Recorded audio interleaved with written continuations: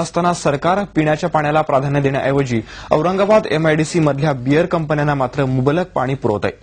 विधान परिषदेतील विरोधी पक्षनेते विनोद तावडे यांनी ही माहिती दिली आहे। दुष्काळग्रस्तांना सरकार पाणी देत नाहीये, मात्र बियर कंपन्यांना भरपूर पाणी दिलं जात असल्याचं माहितीच्या अधिकारात उघड झालंय। की 1000 लोकांना प्यायचं पाणी नाही, पण डिस्टिलरी कंपन्यांच्या मिनरल वॉटरच्या कंपन्या वाढत आहेत।